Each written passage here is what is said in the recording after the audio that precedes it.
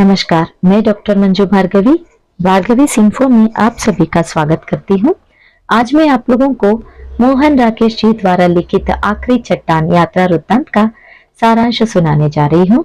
कन्याकुमारी पहली सूर्यास्त और सूर्योदय का दर्शन कराने वाली भूमि है। लेखक कन्याकुमारी के केप होटल के सामने एक काली चट्टान पर खड़े होकर भारत के स्थल भाग की आखिरी चट्टान को देख रहा था। उसके सामने अरब सागर, बंगाला की खड़ी और हिंद महासागर की विशाल जलराशि फैली थी। लहरें बल खाती हुई बार बार उठ खड़ी रही थी, चट्टानों के टकराकर बिखरी रही थी। जलराशि के सुंदर दृश्य में खोया लेखक स्वयं को विस्मृत कर चुका था। उसको होश आया तो उसे पता चला कि उसके चट्टान जलराशि से गिर चुकी थी। किसी प्रकार अन्य चट्टानों को फांदता हुआ वहां किनारे पर पहुंचा। लोग सूर्यास्त का दृश्य देखने जा रहे थे। कुछ मिशनरी युवतियों के पीछे चलकर लेखक सैंड हिल नामक टीले पर पहुंचा। उसके आगे अनेक टीले थे। उनको पार करते हुए वह आखिरी टीले पर पहुंचे।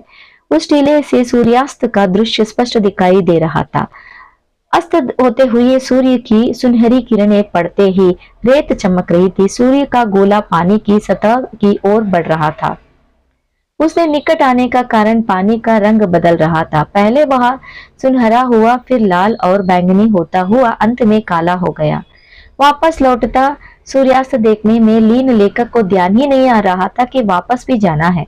धीरे धीरे अंधेरा गिर रहा था। रास्ते के कभी टीलों को पार करते पुनः सैंडल हिल पहुंच संभव नहीं था। तब लेखक उस टीले से नीचे उतरकर समुद्र के तट पर आ पहुंच गए, जहां उसके विविध रंगों की रेत देखी। वह उन रंगों में खोया था कि एक लहर आकर उसके पैरों को भिगो गई। अब उसे खतरे का एहसास हुआ। वह जूतों को हाथ में लेकर दौड़ने लगे।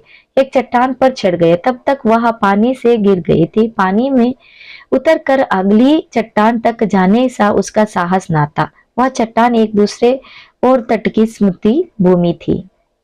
लेखक का अंतर्द्वंद केप होटल के लान में बैठकर लेखक को याद आया कि उसके कानानौर के सेवाय होटल में हर दिन रहकर जो 80-90 पन्ने लिखे थे, उनको वही भूल आया। कन्याकुमारी का मनोरम स्थल उसे बहुत पसंद आया था।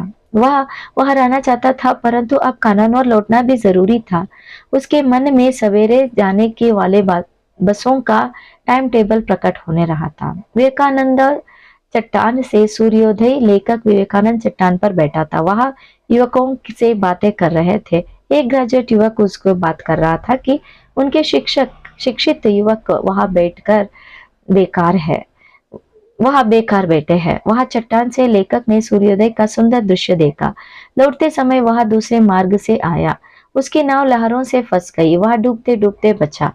हार कर उसने पुराना मार्ग ही अपनाना पड़ा। लौटकर लेखक कन्याकुमारी के मंदिर तथा भक्तों को देख कर आए। कानानौर वापस एक शाम और रुक कर लेखक कानानौर लौटा। उसने अपने पन्ने मिल गए तो, मगर चौकीदार ने उसके अपने मोड़कर कॉपी बना ली थी। उन पर दूसरे और एक खाली स्थान पर हिसाब लिख लिया था।